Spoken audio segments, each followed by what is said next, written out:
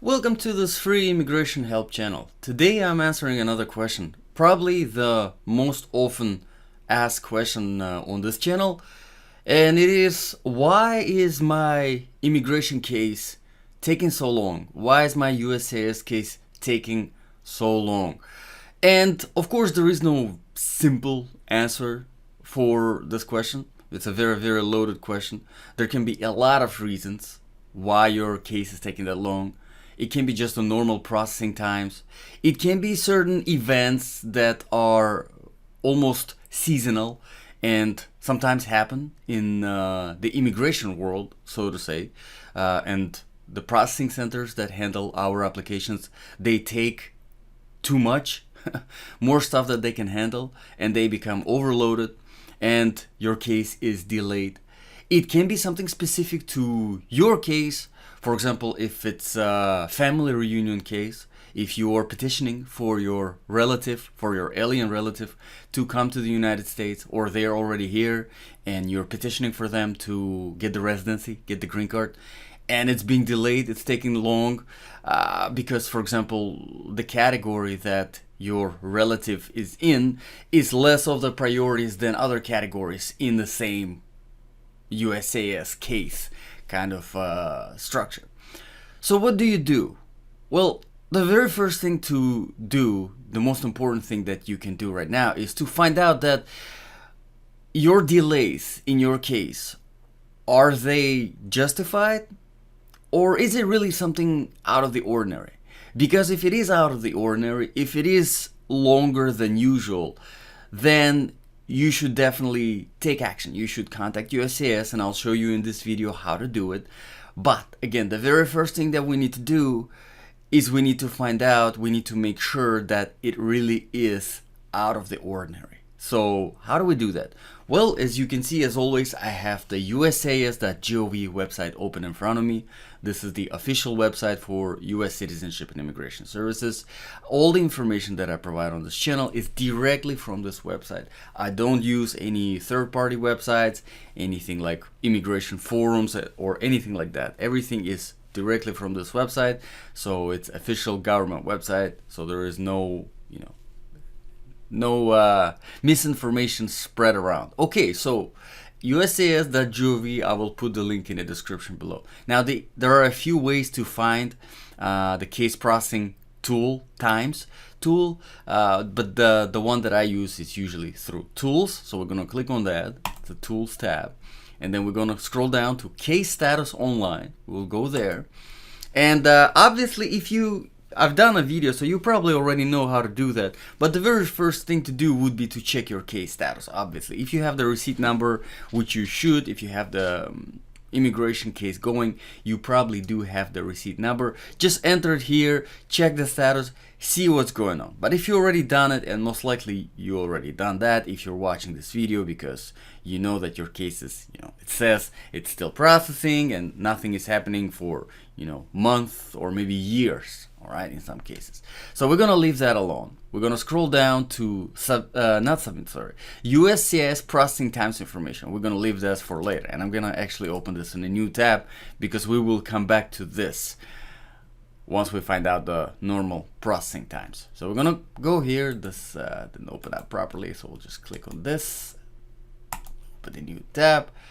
There we go. Okay, so the case processing times. Now, this tool is very important tool, and I often see it underestimated a lot of times because people don't realize that whenever it comes to the immigration process cases, depending on what kind of application, depending on which state you are in, it can change a lot of things. It will go to the processing center, it will go to the field office, and depending on where you are, depending on where the processing center is, where the field office is, the processing times can be drastically different. I mean, we're talking years. You send it to a processing center in Nebraska versus a processing center in Texas, the difference might be substantial, and it's very important to know that. And you know, we as immigrants, we come here, you know, we file something. Obviously, we ask questions from other immigrants, and we're like, hey, how long did your green card application take? Oh, mine took 3 months. So you think that, oh, well, if his green card application took 3 months, mine should be 3 months as well, which is completely wrong. Again, it depends on where you are, where you're filing, what kind of application that is. So this tool, the reason why I'm explaining all this is because this tool will tell you exactly what you should expect, not based on somebody else who filed it in a different state, different application, different circumstances 5 years ago, okay? No, today specifically for your case in your state, your application. So I will give you an example, and in this example we're going to use the naturalization application for naturalization N400. Here it is. Basically, whenever you are a resident for 5 years, you're entitled to you're eligible, not entitled, you're eligible to file for that for naturalization, basically getting a citizenship. All right, so that's the N400. So we're going to select that, and then based on obviously your selection here on the form selection, we're going to go here, application for naturalization. That's the only option. Field office. Now, as you can see, this one does not go to the processing centers, it goes to the field offices. So depending on which field office you are in, the times will be different. So let's say, for example, you're in Boise, Idaho. Let's see, processing times for Boise, Idaho, 15.5 months. Okay, how about Buffalo, New York? 12.5 months. You see, 3 months difference. That's pretty substantial. Let's see Houston, Texas. 16 months. All right, so that kind of already gives you an idea. Let's do it for one of the more often that I get, the petition for alien relative, I-130. And let's see, we're gonna select permanent resident filing, U.S. citizen filing for spouse, parent, or child. All right, so let's do this one first for a spouse, parent, or child. And as you can see here, now we have the processing service centers. So it doesn't go to the field office, it goes to the service center. So we're going to select California Service Center and see 10 months. All right, Nebraska, 10 months. All right, so on average looks like it's all 10, 12 months, a little bit longer. But let's say we are in California. We're not in California, but we sent it to California. But the category is different. We're not a U.S. citizen. We are a permanent resident. So let's see how long that takes. Again, we do California. Okay. So I hope that kind of already gave you a little bit of that. I see now, it makes sense. That's why I'm taking time, and I'm kind of being very slow and trying to explain you, so that you don't jump on into the conclusion based on somebody else said something on the forum. Oh, my case took 3 months. Okay, huge difference in times based on categories, based on different applications, based on where you file, and you know, is it a processing center or is it a field office? Huge difference. But, and again, you can see here it says 80% of the cases. So it's 80%. So there's 20% of the cases that might be going faster or might be going slower than that. And also, this is just for USCIS, for I-130. Once your I-30 is approved through USCIS, it goes to the Department of State. So that's the whole other dimension where there's plenty of wait time. But let's say you check that. Let's say you are a permanent resident and you are filing for unmarried son or daughter, 21 or older, and you did send it to California Service Center. But it's been way past 64 months. Let's say it's been like 80 months. All right, you've been waiting that long, years, and it's still USCIS, nothing happens. Okay, now once you're past this mark, it is time to act. It's time to do something, and there are a few things that you can do. The first thing that you can do, and I would definitely recommend doing it because it's very important, is to submit a case inquiry. Before you call USCIS, submit a case inquiry. Now, the response that you will get for this form is most likely going to be boilerplate. Most likely it's going to be meaningless. It will just say, hey, we are sorry for delay, we're still working on your case, please be patient, something like this, along those lines, right?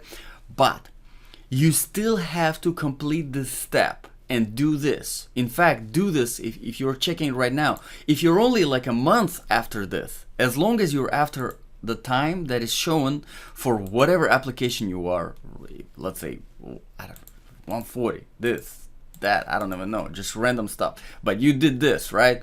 And now you're at 10 months and you still didn't hear back on anything. It's still in processing.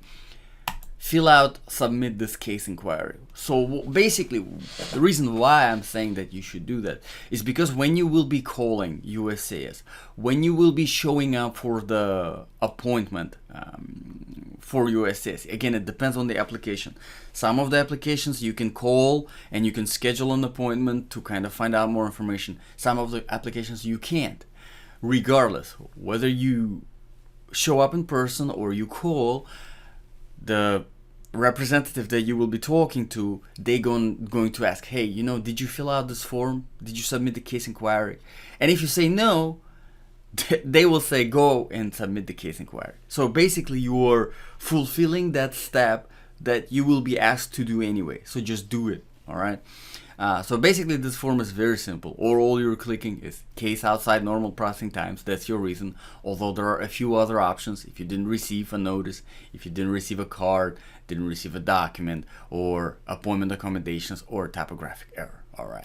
So we're gonna select the case outside normal processing times, and it will pull up an online form where you will have to select the form subtype. Obviously, let's say if it's I-130, petition for alien relative, this is again going to be the category based on which you're applying, right? You will select that.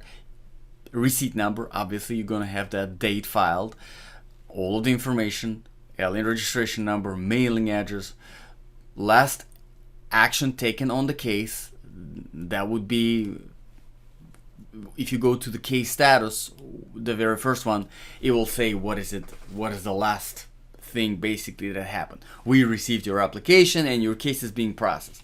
If that's the case, just type it in, say USCIS received my application, the case is being processed, but it's been past the normal processing time. All right, you fill out your email, whether it was somebody filling it out for you, but most likely if you're watching this video, it's you yourself.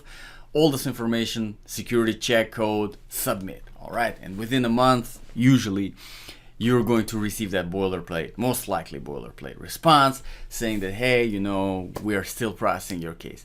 At that point, it's time to actually call the USCIS toll-free number and request more information. Again, kind of word of advice, just if you haven't watched any of my videos, always be polite and always be professional in your communications with USCIS. You don't want to appear stressed out, you don't want to appear nervous or anything like this. You have to be professional, you have to be polite. It's extremely important. Now the phone number for USCIS is, as you can see right here, but I'm gonna put this link in the description below, so that you can find it in the description below and just call and find out if there's anything else.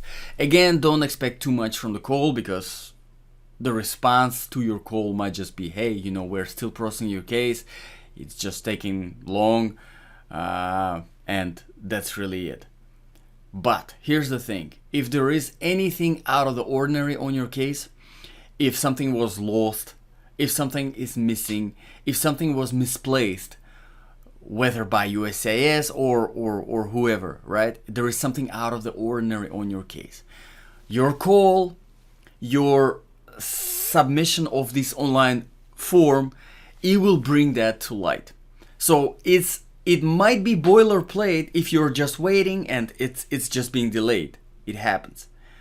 But if there is any real problem on the case, it will come up. So you can't just let your cases go and just, yeah, whatever, I'm just going to wait. Because if there's a problem, if something was lost and it's just being sitting somewhere on the shelf, you don't want to, because it will keep on sitting there if you don't inquire, if you don't submit these online inquiries, if you don't call, if you don't kind of stay on top of your case. So I hope I was able to answer this question for you with this video. If this was useful, let me know in the comments below. If you still have any questions, let me know in the comments below. I do every week. I go through all your comments and I answer them in the video, and it's called Answering Your Immigration Questions. There's 11 volumes right now uploaded to this channel, so if you want to see me answering other people's questions, other comments, check those videos out. But if you do ask the question in the comments, make sure to watch the next volume that is coming out so that you don't miss the answer to your question. As always, thank you for watching. I appreciate your time. God bless you, and I will see you in the next video.